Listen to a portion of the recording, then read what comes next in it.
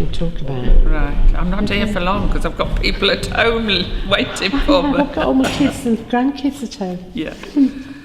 Right, you ready? Oh, yeah, just carry on. Okay. Don't look at me. Can you tell me about Ward's Builders? Ward's Builders. Well, my granddad pulled down. Now I can't remember the pub. Next door to the George and Dragon was the White Hart pub. Yeah. And I think in about 1912, he pulled that down and he built the house that's there now.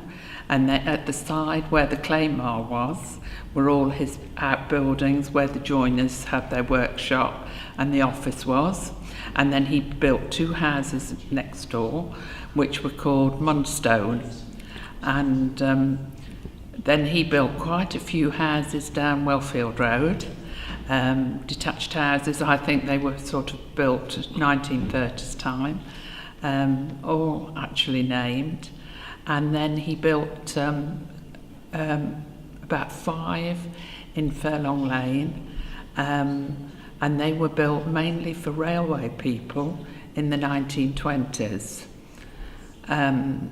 My father had been born in what is now Crackpots, and my great-grandfather, actually at the age of 10, went to work for Lord Lichfield at Shrubbergh, and he actually walked from Oriworth to Shrubbergh, which was about 14 miles, and he became a bird scarer.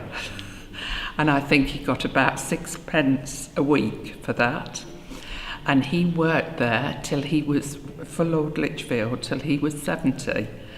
And so he retired after 60 years working for him. And they presented him with a grandfather clock, Lord Lichfield did. So I think in latter years he would have biked there and then had a car. And when they celebrated their 60th wedding anniversary, he had a telegram from King George V, which was about 1935, I think. And I have a photograph inside the cottage with the gas lamps. And on the table is a tea set they were given, hyacinths, and a very nice 3-tiered cake. So that was my grandfather, and they originated from Houghton on the Hill in Leicestershire. And I haven't found the year that they actually came to Oriworth. I've gone back to 1845, so sometime after that, that is when they came to Oriworth.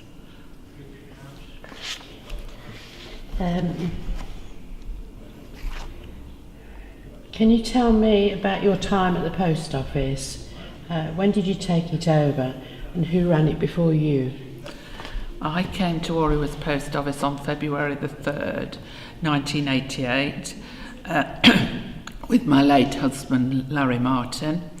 And so I've been there just nearly 26 years now, retiring on the 22nd of January 2014. Before that, it had belonged to, as I remember as a child, Wilfred Fisher, and I believe he retired about 1970. And the post office had been with his grandmother prior to that. About, I've got a deed going back to 1877, where it was sold as a shop, not as a post office, but it mentions a shop. And it was sold for £500 to a Mrs. Mary Eggleston, who was Wilfred Fisher's grandmother.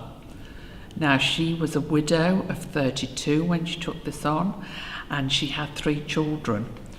And the youngest girl was Wilfred Fisher's mother.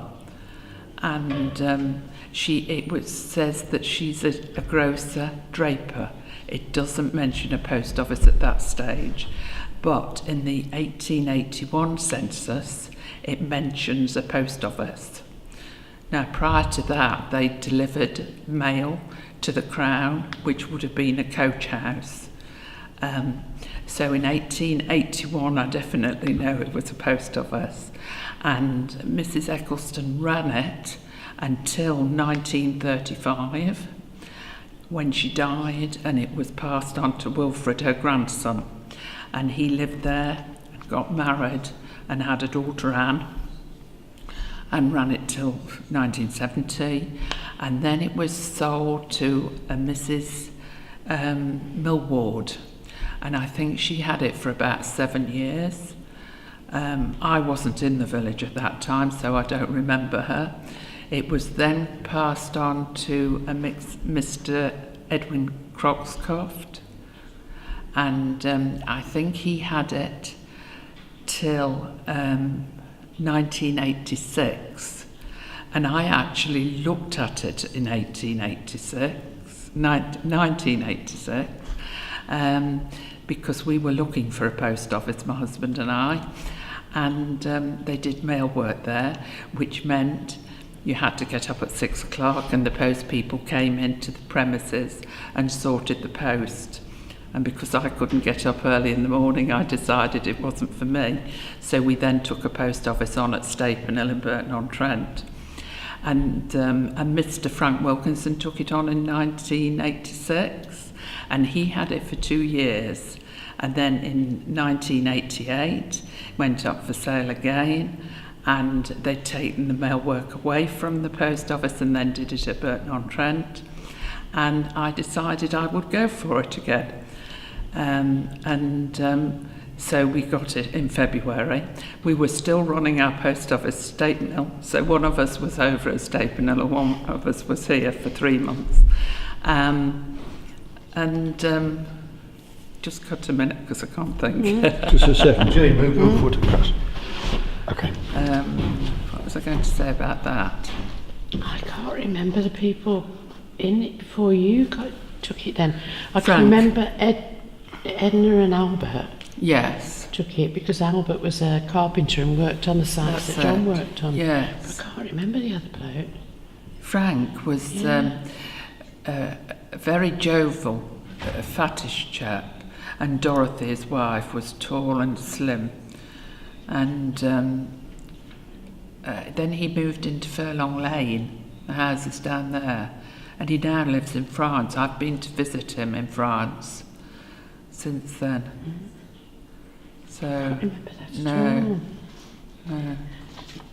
How's the post office, has everything changed over the years? I think you've answered that by saying that the mail went to Burton and everything, haven't you? Well, when we first came, it was a very busy village post office.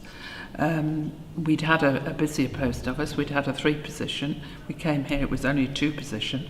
So I think we thought we were going to semi-retire when we came here. But the house had been added to over the years. And what we did was we spent a lot of time adding again to the house and bringing it more into the line with us, you know, modernising it. So a lot of our spare times was spent with that. And of course my mother still lived at the village, and she'd lived in the main street for about 60 years of her life. And I came back, and my father had just died, and I came back into the village because my mother was still here. And then it changed. We lost a lot of customers. They seemed to take work off us. They stopped the pension books, and they wanted people to have it paid into the bank. A lot of people didn't want to do, but a lot of people did, and now they don't have the option to have it paid at the post office. They have to have it paid into the bank, so they've taken a lot of work from us now.